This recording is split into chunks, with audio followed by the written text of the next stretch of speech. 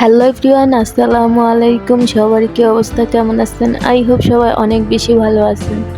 আলহামদুলিল্লাহ, আল্লাহর অশেষ রহমতে আমরা কিন্তু অনেক ভালো আছি। এই তো নতুন আরেকটা দিনে নতুন আরেকটা ভিডিও নিয়ে চলে আসলাম। আই হোপ আজকের ভিডিওটা আপনাদের কাছে অনেক বেশি ভালো লাগবে। তো এই তো আমি আমার কিছু আর কি বাজার শেষ হয়ে গেছে, তো আজকে আর বাজারে যাইনি, মুদির দোকান থেকে আর কি নিয়ে আসলাম। তেমন বেশি কিছু প্রয়োজন ছিল না, কাঁচামরিচ আর পেঁয়াজ শেষ হয়ে গেছে, তো ভাবলাম যে আজকে ডিম রান্না করি, তো ডিমও নিয়ে আসলাম। তো ডিমটা সিদ্ধ দিয়ে আমি কাঁচামরিচ আর পেঁয়াজ কেটে নিলাম। আর কাঁচামরিচ দেখা যায় যে প্রতিদিনই লাগে, কাঁচামরিচ ছাড়া একদিনও চলা যায় না। তো ওই কারণে আজকে আর বাজারে যাইনি, মুদির দোকান থেকে যা প্রয়োজন ছিল তা নিয়ে আসলাম। তো এই তো ডিমও কিন্তু সিদ্ধ হয়ে গেছে। ডিমটা কিন্তু আজকে আমি শুধু একটু ভুনা করে নেব, আর তার সাথে একটু পাতলা করে ডালও রান্না করব। তো এই তো ডিমটা আমি ডিমগুলো একটু ভেজে নিতেছিলাম হালকা করে। আর ডিম ভাজতে আর পাঙ্গাস মাছ ভাজতে গেলে দেখবেন যে একটু না একটু ছিটা আসবেই। তো আজকে ডিম ভাজি করতে গিয়ে আমার হাতে প্রায় অনেকখানি জায়গা ফুসকা পড়ে গেছে, মানে অনেকখানি তেলই আর কি আমার হাতে আছে, আর সাথে সাথে লাল হয়ে গেছে। পানি দিয়ে অনেকক্ষণ ভিজিয়ে রাখছিলাম, তারপর অনেকক্ষণ জ্বালা পড়া করছে, করার পরে কিছুক্ষণ পরে দেখলাম যে হাতে আর কি ফুসকা পড়ে গেছে। তা যাই হোক, ডিম ভাজতে আর পাঙ্গাস মাছ ভাজতে কিন্তু আমার ভীষণই ভয় লাগে। তারপরে যেহেতু রান্না করব, তো একটু ভেজেই নিলাম। তো এই তো পেঁয়াজ দিয়ে দিলাম, যেহেতু পেঁয়াজ দিয়ে শুধু ভুনা করব, তো পেঁয়াজের পরিমাণটা একটু বেশি। আর আমি কাঁচামরিচও দিয়ে দিছি। দেখা যায় যে তেমন বেশি আমি ডিম খাই না, মানে আগে ভালো লাগতো, এখন তেমন বেশি ভালো লাগে না।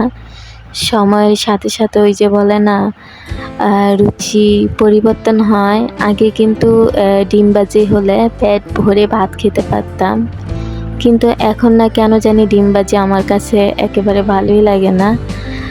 মানে ডিম এখন আর কি ভালোই লাগে না। আগে সিদ্ধটা তেমন বেশি ভালো লাগতো না, এখন তো মোটামুটি ভালো লাগে।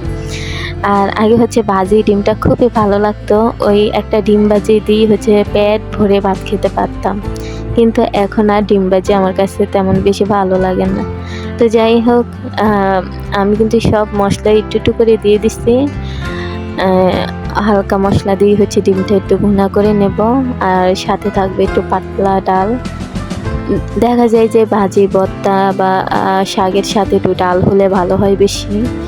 আর আমি বেশিরভাগ যখন ভুনা টাইপের তরকারি রান্না করি তখন সাথে ডাল রাখি।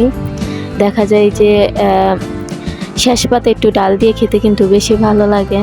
তো এই তো অল্প পরিমাণে ডিমের তরকারির ঝোল দিয়ে দিলাম, মানে ঝোল তো রাখবো না, তারপরও একটু হালকা করে দিয়ে দিলাম।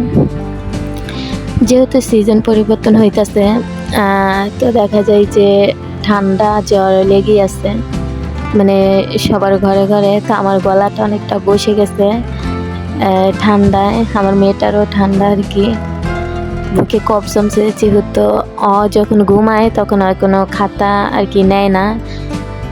দেখবেন যে বৃষ্টি ইদানিং যেহেতু আর কি বৃষ্টি আসতেছে, তো আবার রোদ উঠতেছে, তো এই গরম এই ঠান্ডা, তো দেখা যায় যে এই কারণে ঠান্ডাটা বেশি লাগে, গরমের থেকে ঠান্ডাটা আর কি বেশি লাগে। সিজন পরিবর্তন হলে কিন্তু ঠান্ডা জ্বর ঘরে ঘরে লেগে থাকে। তো এই তো আমারও একটু আর কি ঠান্ডা লাগছে, ওই কারণে গলাটা একটু বসে গেছে। তো যাই হোক, ডিম ভুনাটা কিন্তু শেষ। আমি ডাল বসিয়ে দিছি, ডাল বসিয়ে যেহেতু শুক্রবার জুমার দিন, তো ডাল বসিয়ে দিয়ে আমি ঘরটা মুছে নেব। মুছে নেওয়ার পরে মেয়েকেও গোসল করিয়ে দেব। ওকে গোসল করিয়ে দিয়ে দেখা যায় যে আমি পানি রেখে দিই, পরবর্তীতে আমি ওই পানি দিয়ে গোসল করিয়ে নিতে পারি। তো এই তো ডালটাও কিন্তু সব কাজকর্ম কিন্তু আমি অফ ক্যামেরায় করে নিছি। করে নেওয়ার পরে এই ফাঁকে দেখি আমার ডালও প্রায় হয়ে গেছে, তো ডালটা বাগার দিয়ে দেব। তো দেখবেন যে ডালটা রসুন দিয়ে বাগার দিলে বেশি ভালো লাগে। আর যে কোনো তরকারিতেই যদি শেষে ধনিয়া পাতা অ্যাড করা যায়, তাহলে দেখবেন যে রান্নার স্বাদ কিন্তু দ্বিগুণ বেড়ে যায়। কিন্তু এখন আর কি আমার বাসায় ধনিয়া পাতা নাই, তো এই কারণে দিতে পারলাম না। তো যাই হোক, রান্নাবান্না শেষে খাওয়া দাওয়ার পরে হচ্ছে আমার কাছে আর কি ও পাশের বাসার আমাকে আর কি আন্টি বলে ডাকে, ও হচ্ছে সাজতে আসছিল। তো আমি হচ্ছে কান্না করতেছিল, ওকে হচ্ছে একটা আপেল কেটে দিয়ে ওকে বসিয়ে রেখে তারপরে হচ্ছে ওকে আর কি সাজাতে বসলাম। যেহেতু বাচ্চাদের দেখবেন যে ওদের কিন্তু সাজার ইচ্ছেটা বেশি, বা বড়দের থেকে আগ্রহটা অনেক বেশি থাকে। তো ও হচ্ছে আরও 3 দিন আগে ধরেই বলতেছিল যে আন্টি আমাকে কিন্তু একটু সাজিয়ে দেবেন, আমি এক জায়গায় আর কি বেড়াতে যাব। তো যেহেতু বাচ্চা মানুষ, ওদের সাজার ইচ্ছাটাই কিন্তু বেশি। আমি কিন্তু ছোট থাকতে মানে ভীষণ সাজতাম। আমি সাজা প্রায় এখন বন্ধই করে দিছি, এখন আর সাজতে তেমন বেশি ভালো লাগে না, কিন্তু আগে প্রচুর পরিমাণে সাজতাম।